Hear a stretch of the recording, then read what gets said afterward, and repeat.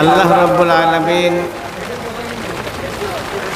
সৃষ্টির সেরা জাতি মানুষ থেকে শ্রেষ্ঠত্বের আসনে আসীন করেছেন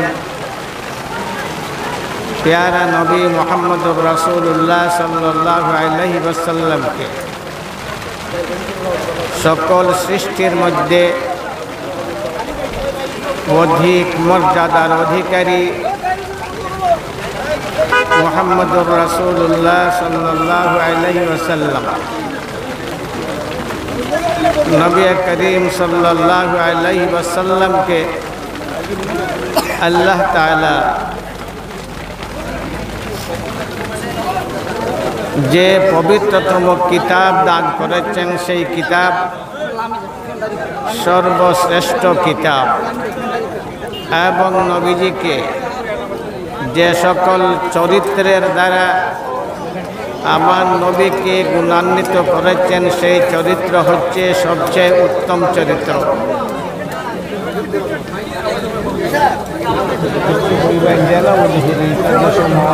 অবস্থা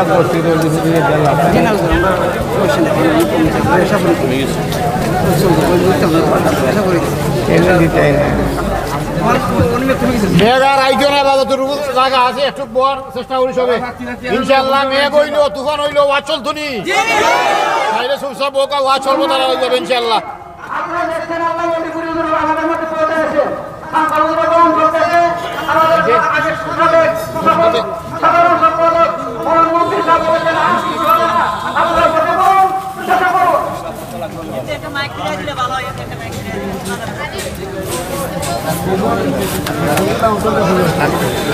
আমাদের নবী মানুষের নবী, দানবের নবী, সকল সৃষ্টির নবী প্যারা নবী মুহাম্মদুর রাসূলুল্লাহ সাল্লাল্লাহু আলাইহি ওয়াসাল্লামকে আল্লাহ তাআলা উত্তম চরিত্রের দ্বারা গুণান্বিত করেছেন। হুজুরে পাক সাল্লাল্লাহু আলাইহি ওয়াসাল্লামের চরিত্র মাধুরীর একটা দিক আপনাদের সামনে সংক্ষিপ্তভাবে তুলে ধরার চেষ্টা করব। আমাদের নবী শুধু মানুষের নবী নন, সকল সৃষ্টির নবী, জীব নির্জীবের নবী, হিংস্র জন্তুর নবী, সব কিছুর নবী, রহমতের নবী মুহাম্মদুর রাসূলুল্লাহ সাল্লাল্লাহু আলাইহি ওয়াসাল্লাম। আজও আমি দেখলাম মুস্তাদরাক হাকিম এবং বাইহাকি শরীফের একটা রওয়ায়াত আমার চোখের সামনে পড়ল। নবী করিম সাল্লাল্লাহু আলাইহি ওয়াসাল্লামের তার চরিত্র এবং তার মহত্বের একটা উজ্জ্বল নিদর্শন যা তুলে ধরা হয়েছে। একবার আমার নবী মুহাম্মদুর রাসূলুল্লাহ সাল্লাল্লাহু আলাইহি ওয়াসাল্লাম সাহাবায়ে কেরামের মাধ্যমে বেষ্টিত ছিলেন। সাহাবায়ে কেরাম যারা চর্মচোখ দ্বারা আমার নবীর দীপ্তিমান চেহারা দেখার সৌভাগ্য লাভ করেছেন, যারা নিজের জীবনের চেয়ে আমার নবীকে ভালোবেসেছেন, যারা দুনিয়ায় থাকতে, জীবিত থাকতে জান্নাতের সুসংবাদ লাভ করেছেন, যাদের জান্নাতি হওয়ার ব্যাপারে আল্লাহ রাব্বুল আলামিন পবিত্র কোরআনের মধ্যে স্বয়ং ওয়াদা করেছেন, সেই মর্যাদা সম্পন্ন সমাজ তাদেরকে বলা হয় সাহাবা। সাহাবায়ে কেরাম সবসময় নবী করিম সাল্লাল্লাহু আলাইহি ওয়াসাল্লামের দীপ্তিমান চেহারা দেখার জন্য অধীর হয়ে অপেক্ষমান থাকতেন, কারণ নবীজি দুইটা রূপের দ্বারা ছিলেন রূপবান। একটা রূপ ছিল তার দৈহিক, আরেকটা রূপ ছিল তার নবুয়তের গুণ। দুইটা গুণের দ্বারা, দুইটা রূপের দ্বারা আমার নবীর চেহারা ছিল উজ্জ্বল। নবীর চেহারা এত উজ্জ্বল ছিল, এত আকর্ষণীয় ছিল, যার বর্ণনা আজ পর্যন্ত সঠিকভাবে কেউ দিতে পারেননি। তবে সংক্ষিপ্তভাবে কেউ কেউ একটু আমার নবীর চেহারার দীপ্তি ব্যক্ত করেছেন। হযরতে আবু হুরায়রা রাদিয়াল্লাহু তাআলা আনহুর একটা রওয়ায়াত আছে, একবার পূর্ণিমার রাত, চাঁদ পরিপূর্ণ, সৌদির আকাশ একবারে স্বচ্ছ মেঘহীন, একবারে পরিষ্কার, পরিপূর্ণ চাঁদ সৌদির আকাশে আত্মপ্রকাশ করেছে। ঠিক সেই মুহূর্তে এই জমিনে ঘর থেকে আমার নবী বাহির হয়ে আসলেন। আবু হুরায়রা হতাশ হয়ে গেলেন। একবার তাকান আকাশের জ্যোতির্মান চাঁদের দিকে, আরেকবার তাকান আমার নবীর দীপ্তিমান চেহারার দিকে। আবু হুরায়রা ঠিক করতে পারেন না কোন চাঁদ সুন্দর, আকাশের চাঁদ সুন্দর না জমিনের চাঁদ সুন্দর, কোন চাঁদ সুন্দর। আবু হুরায়রা সিদ্ধান্ত নিতে পারলেন না। আবার তাকালেন আকাশের দীপ্তিমান চাঁদের দিকে, আরেকবার তাকালেন আমার নবীর জ্যোতিষ্মান চেহারার দিকে। আবু হুরায়রা হতাশ, সিদ্ধান্ত দিতে পারেন না কোন চাঁদ সুন্দর। আবার তাকালেন আকাশের চাঁদের দিকে, আবার তাকালেন আমার নবীর নূরানি চেহারার দিকে। তিনবার দেখার পরে আবু হুরায়রা ঘোষণা দিলেন, এ দুনিয়ার মানুষ, বিশ্বাস করো, আকাশের চাঁদের চেয়ে আমার নবীর চেহারা আরো সুন্দর। সেই নবীর চেহারা দেখার জন্য নবী ভক্ত সাহাবায়ে কেরাম তারা উদ্গ্রীব হয়ে থাকতেন। একবার আমার নবীজিকে তারা ঘেরাও করে রাখলেন। সবাই দেখতে চায় আমার নবীকে একবার, সবাই একবার আমার নবীর পবিত্র মুখের মধুমাখা কথা শুনতে চায়। এমনি বেষ্টিত অবস্থায় ছিলেন নবী। সেই মুহূর্তে আমার নবীর একজন দুশমন, সেই কালের শত্রু, সাধারণ শত্রু ছিল না, পরম শত্রু ছিল। সে একদিকে ছিল সাহিত্যিক, জবরদস্ত বড় সাহিত্যিক, অন্যদিকে ছিল সে একজন শিকারী, অন্যদিকে সে একজন বীর পুরুষ ছিল।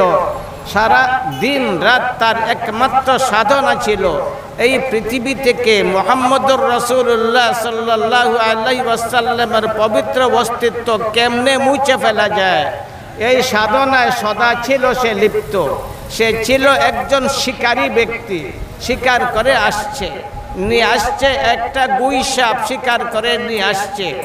তারা যেখানে ছিলেন জড়ো, সেই পার্শ্ব দিয়ে তার যাত্রা ঘটছিল।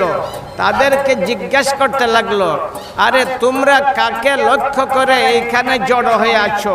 তোমাদের লক্ষ্যকে, কেন তোমরা এখানে এত জমা হয়ে আছো? তারা জবাব দিল, আমরা এমন মহান এক ব্যক্তিকে লক্ষ্য করে জড়ো হয়ে আছি, যিনি তার নিজের ব্যাপারে নবী হওয়ার ঘোষণা দেন।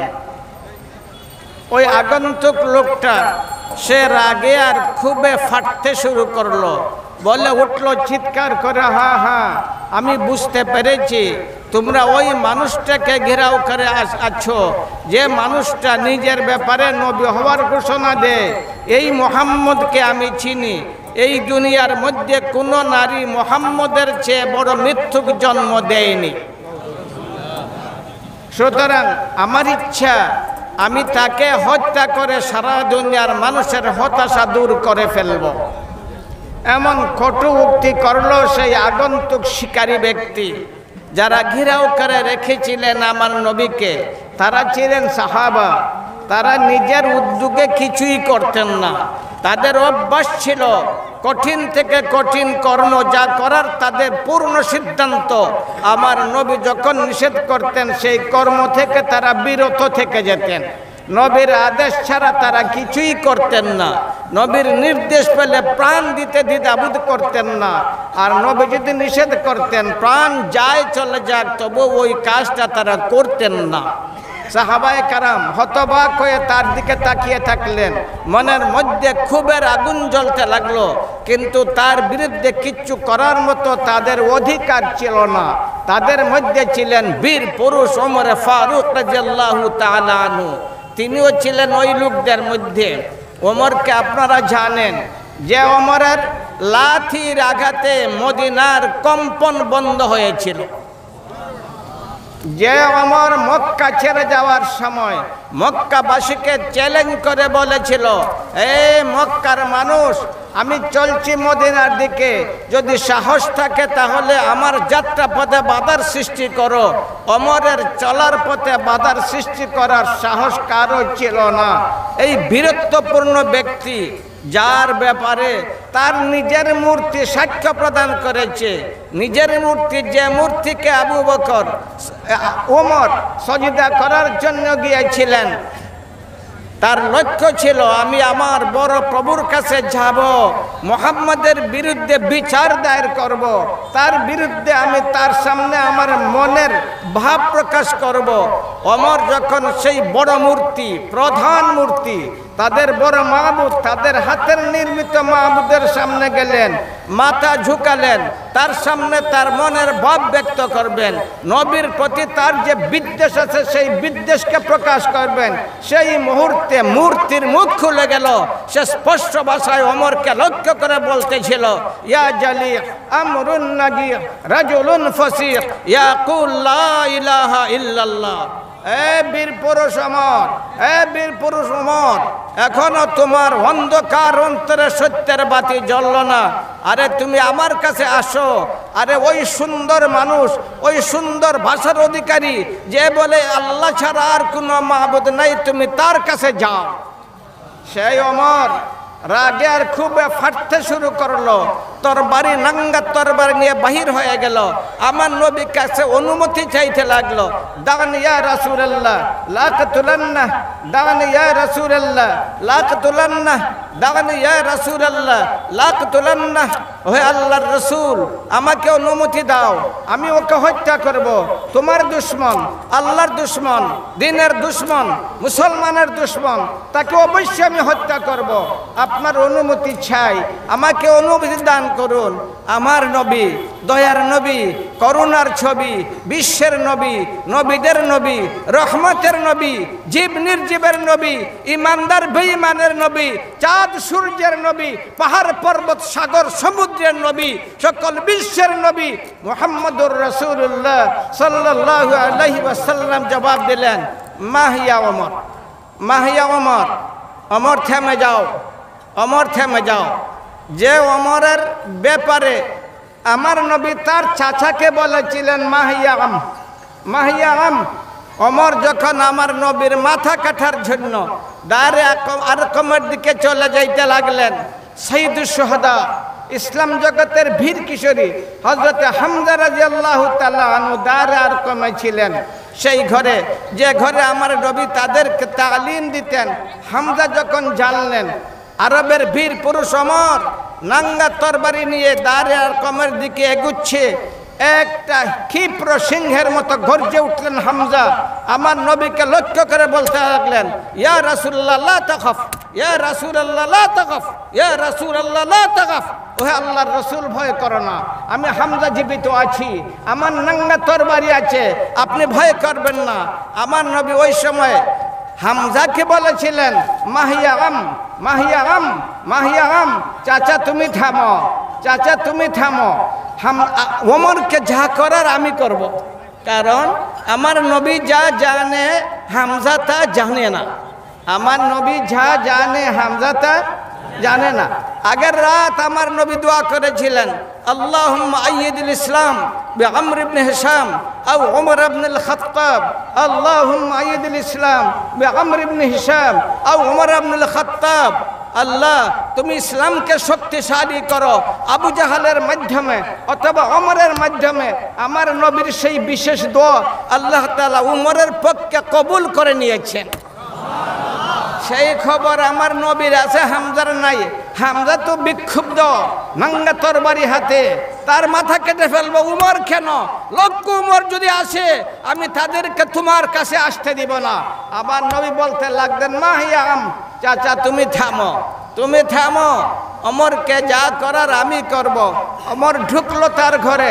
আমার নবী অমরের কুর্তার গুঠের মধ্যে ধইরা শুধু একটা কথাই বলেছিলেন, আর কতক্ষণ অমর, আর কতক্ষণ? তোমার অন্ধকার অন্তরে এখনো হেদায়েতের বাতি জ্বলল না। ওমর তার জবাবে বলে উঠল, লা ইলাহা ইল্লাল্লাহু মুহাম্মাদুর রাসূলুল্লাহ। সেই ওমর আজ নাঙ্গা তরবারি নিয়ে বাহির হয়েছে আমার নবীর দুশমনের বিরুদ্ধে।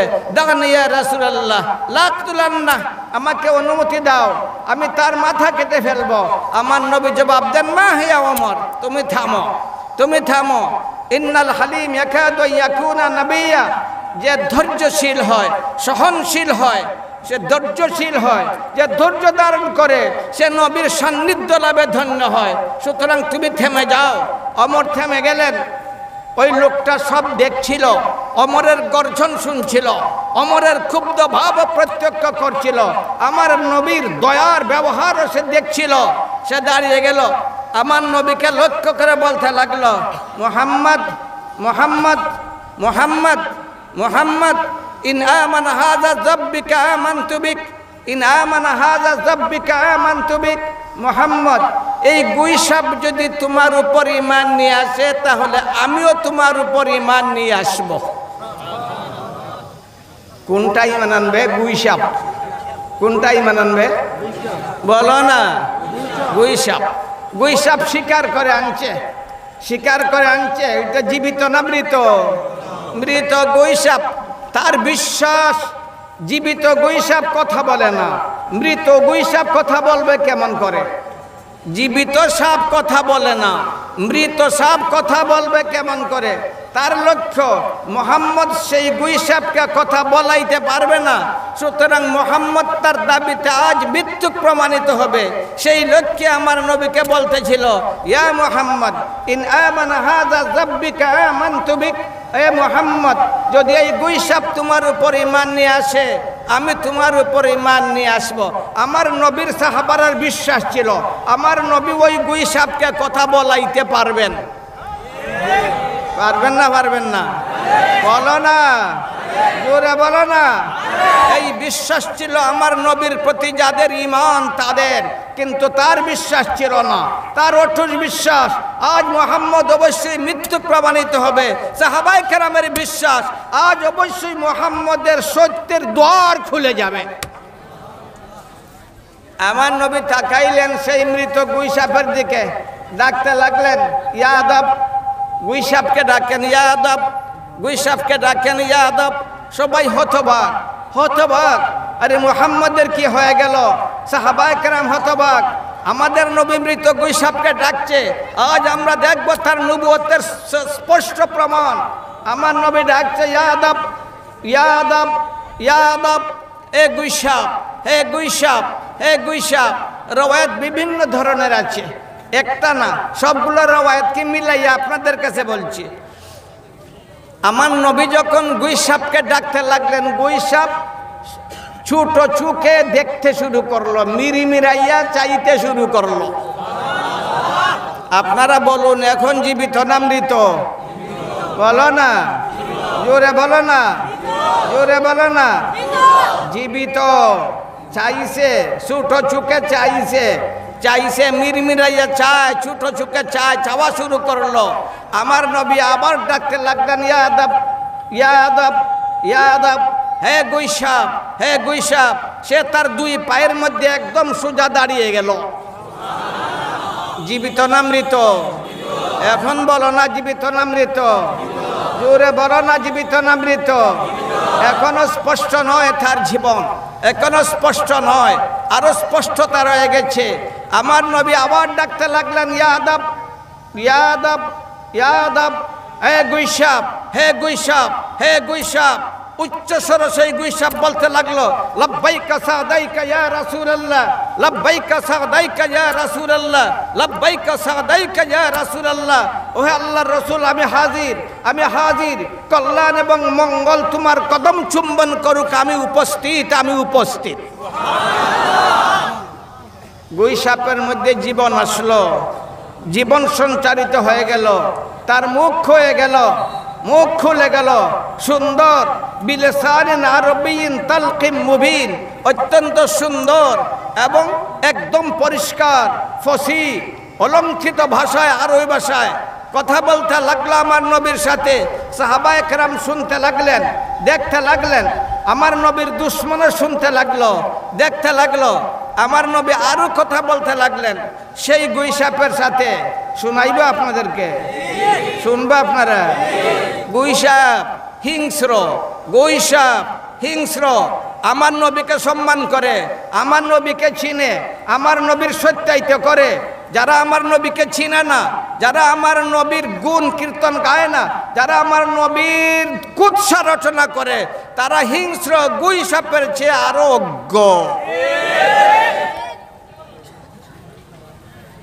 আমার নবী গুই সাপকে জিজ্ঞাসা করেন, বান্তা আবুদ ইয়াদব ইয়াদব ইয়াদব মান তাবুদ। হে গুই সাপ, তুমি কার ইবাদত করো? হে গুই সাপ, তুমি কার ইবাদত করো? হিংস্র জন্তু, একটা সাপ হিংস্র জন্তু, বিষাক্ত জন্তু। তাকে আমার নবী জিজ্ঞাসা করেন, ইয়াদব মান তাবুদ, ইয়াদব মান তাবুদ। হে গুই সাপ, তুমি কার ইবাদত করো?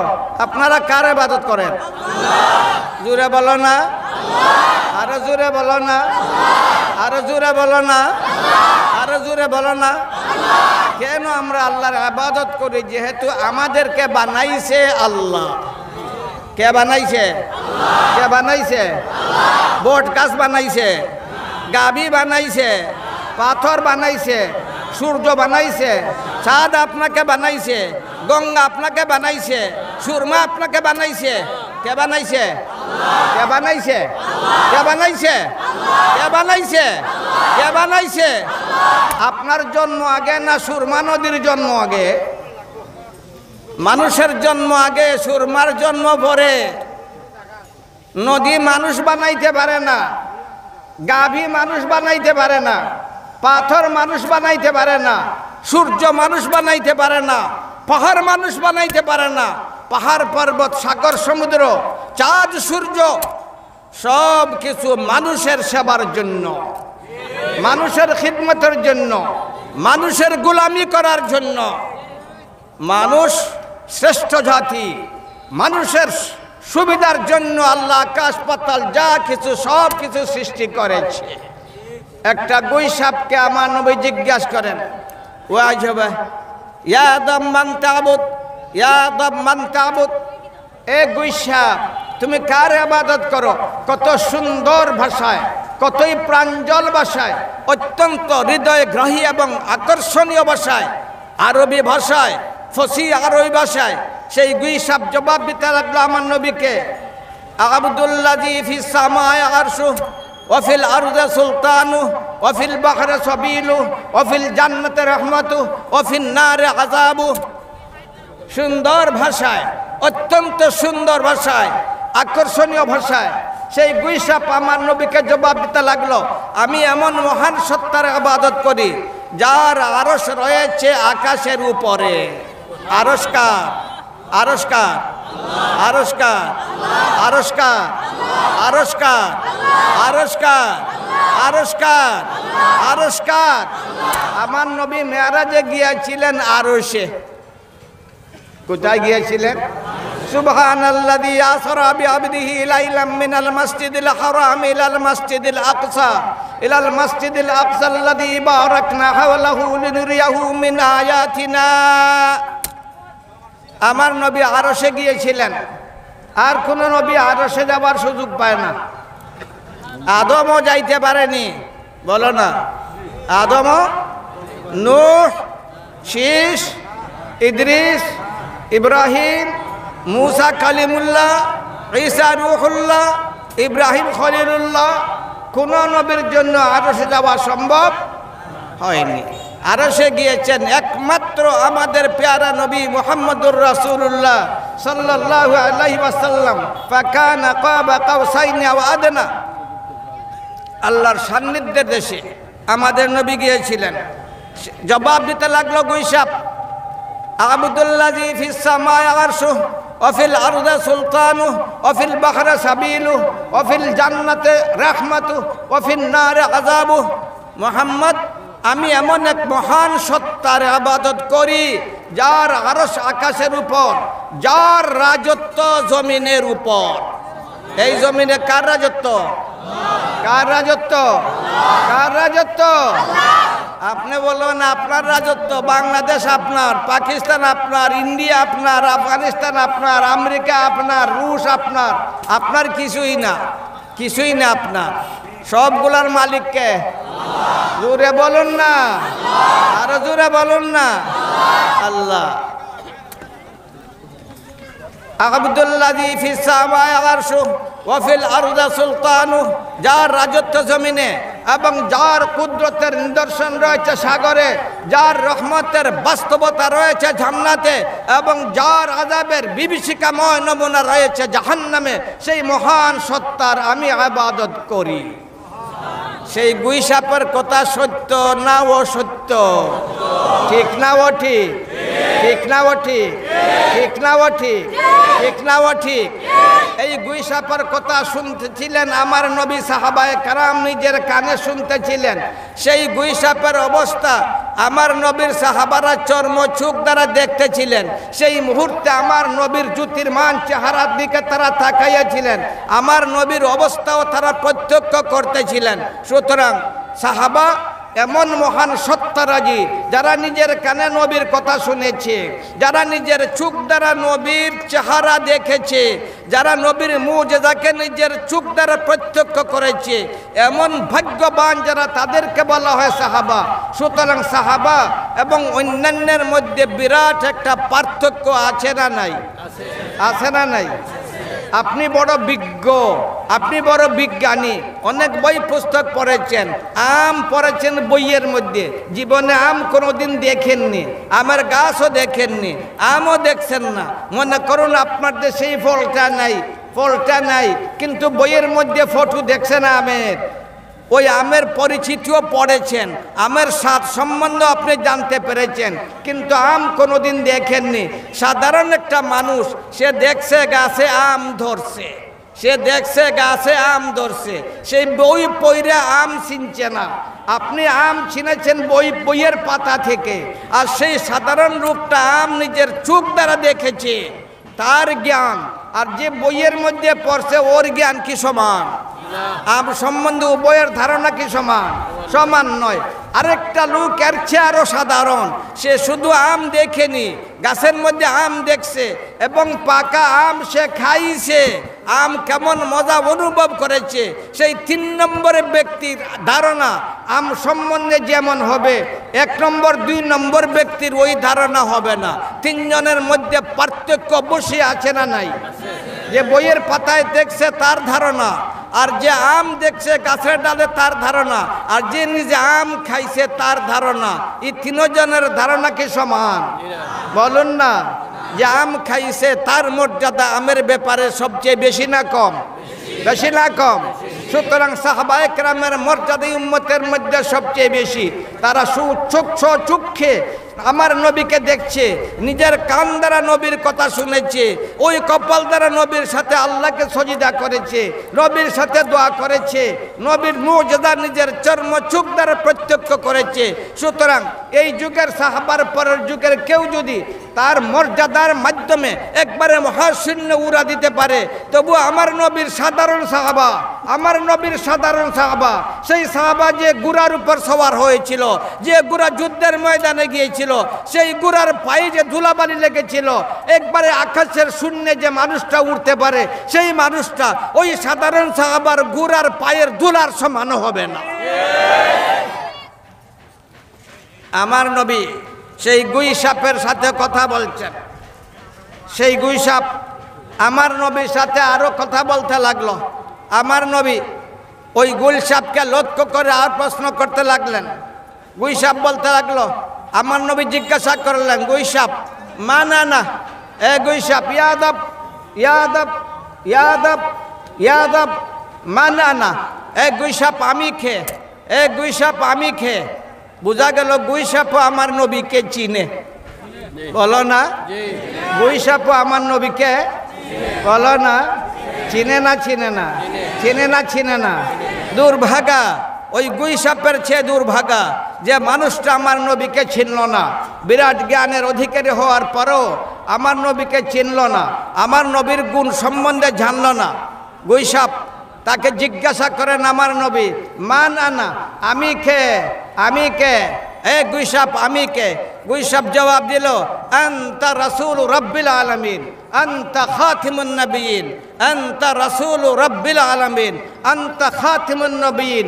তুমি রাব্বুল আলামিনের একজন মহান রসুল এবং তুমি সর্বশেষ নবী। সুতরাং সেই গুইসাপের জবাবটা শুদ্ধ না অশুদ্ধ? শুদ্ধ না অশুদ্ধ? জোরে বলো না। আমার নবী শুধু নবী নন, আমার নবী শুধু রসুল নন, বরং আমার নবী সর্বশেষ নবী।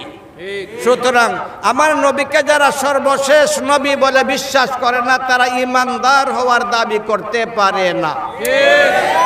আমাদের নবী কেমন নবী? সর্বশেষ নবী। বলুন না, শেষের অর্থ কি? যার পরে আর নাই। শেষের অর্থ কি? যার পরে আর, বলো না। আমার নবীর ঘোষণা, আল্লাহরও ঘোষণা, আমার নবীরও ঘোষণা, আনা খাতিমুন নবিয়্যিন ওয়া লা নাবিয়্যা বা'দি, আমি শেষ নবী। আমার নবী সত্য না মিথ্যা? জোরে বলো না। আবার নবী বলছেন আনা খাতিমুন নবিয়্যিন, আমি শেষ নবী। সেই সাক্ষ্য প্রদান করছে একটা হিংস্র জন্তু গুইসাপ। আনতা রাসূল রাব্বিল আলামিন, আনতা খাতিমুন নবিয়্যিন, তুমি সকল রসুলদের শেষ নবী, সকল নবীদের শেষ নবী। তুমি রব্বুল আলামিনের একজন মহান রসুল। قد أفلح من صدقك وقد خاب من كذبك، قد أفلح من صدقك وقد خاب من كذبك। এ মোহাম্মদ, এ রসুল, বিশ্বাস করো, কাদ আফলাহা মান সাদ্দাকাক, যে তোমাকে মেনে নিল সে সফল কাম হয়ে গেল, এবং যে তোমার বিরুদ্ধাচরণ করলো সে বিপদগামী এবং ক্ষতিগ্রস্ত হয়ে গেল। সুতরাং যারা নবীকে মানে তারাই সফল কাম, তারাই সফলতার পথে চলল, এবং যারা নবীকে মানল না তারা সফলতার পথে চলল না।